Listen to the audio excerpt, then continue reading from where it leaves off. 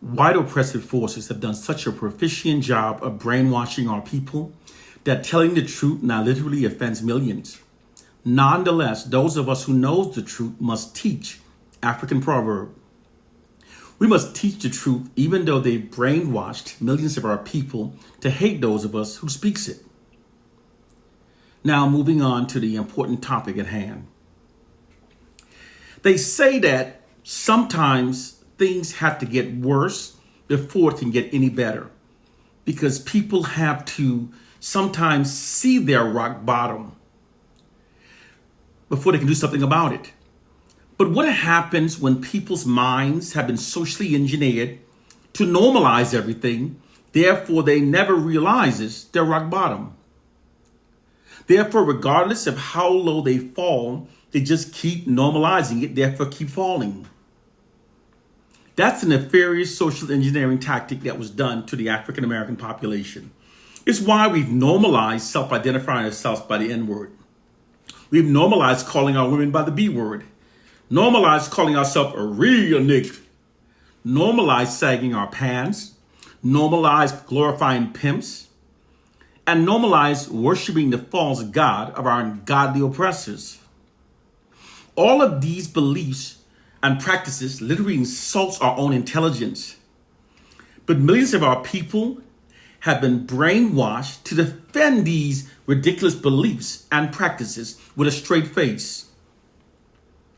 As bad as these noted things are, our rock bottom doesn't stop there. It gets even worse.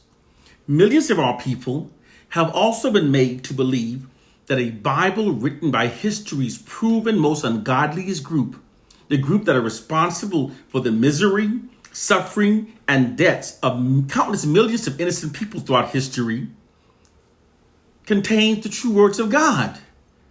Absurd. Moreover, millions also now insist that a Bible brutally beaten into the blood-soaked minds of our enslaved ancestors by their ungodly enslavers that also tortured, raped, maimed, castrated, and murdered them will now provides the path to our salvation. Totally asinine. All of these beliefs are asinine. They would in fact insult the intelligence of a dog. But yet through gradual social engineering, millions of our people have been brainwashed to defend these ridiculous things while wearing a straight face. And because they normalize it, millions of our people will fight against anyone who attempts to intelligently points out how ridiculous these noted things are. Some of our people are so mentally enslaved through white social engineering that trying to teach them the truth is literally as difficult as trying to feed medicine to the dead. The story of Plato's cave is consistent with the hidden reality of what has been done to us. The story describes a group of people who have lived their entire lives chained to the wall of a cave, being fed mental enslaving lies. One day, one of them broke free from the cave and discovered that all that had been taught while in the cave were lies, were all mental enslaving lies. He therefore returned to the cave to try to free the minds of those he left behind.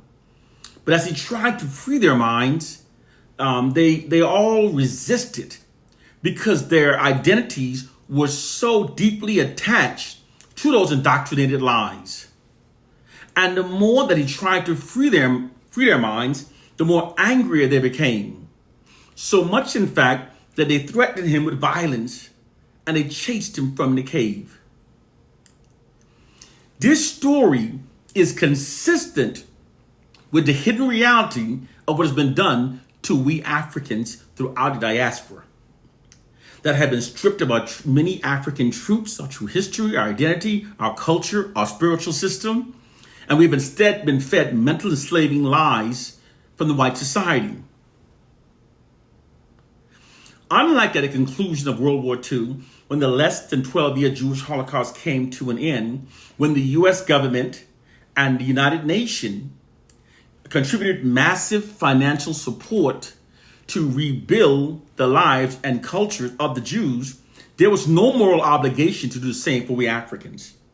Although the African Holocaust lasted hundreds of years longer and resulted in millions of more deaths, when slavery was abolished, America, Great Britain, and many other white nations that benefited from their brutal exploitation of Africans felt no moral obligation to restore the culture of African people.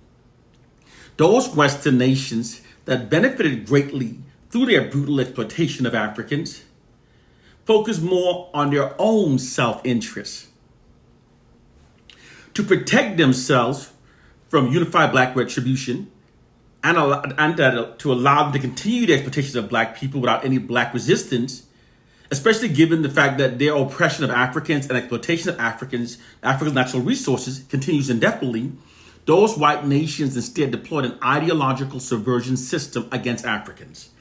Ideological subversion is an offensive psychological warfare tactic that uses disinformation and misinformation as weapons to manipulate targeted populations to think in ways that are against their own self-interest, and instead in ways serving the interests of those that are deploying the ideological subversion system. Ideological subversion systems changes the beliefs of the oppressed in ways benefiting their oppressors. It's the true reason why many black people now perceive ourselves as being our own worst enemies and reveres Caucasians in spite of a brutally horrific history of the contrary.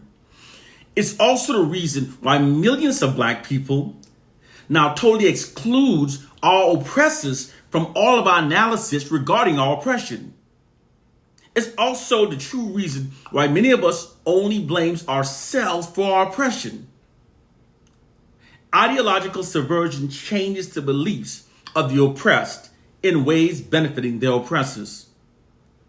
This is how white propaganda shifted black collective aggressions away from their white society and redirected towards ourselves.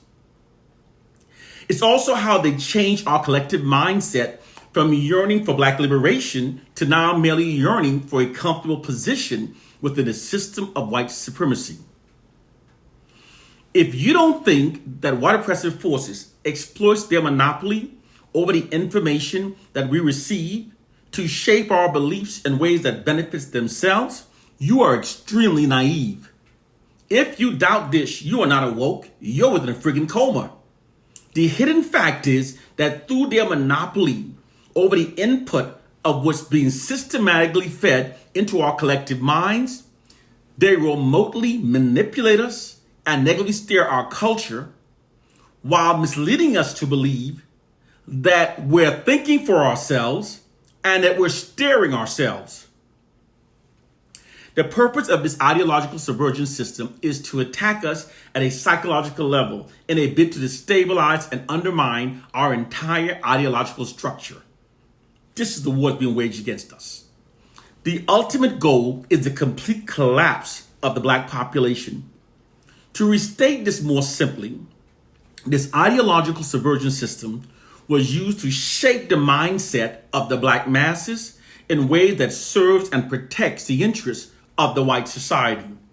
It prevents us from unifying and seeking retribution against the white oppressive society.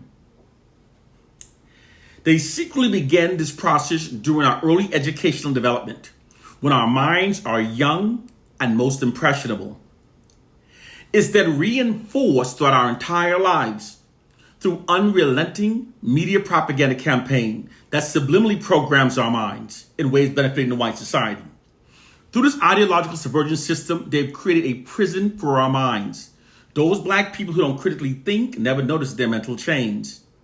Most Africans go from their cradles to their graves, never noticing their mental chains. Therefore, their minds were never truly theirs. This is the truth about plighted condition. And they propagate that Willie Lynch bullshit to keep your mind distracted. Because they know they keep your mind dumbed down, believing idiotic, that all of your remedies that stem from an idiotic belief will also be flawed. Our mindset is directly connected to the white society's monopoly over the input was fed into our minds. It is time to wake up and see our reality.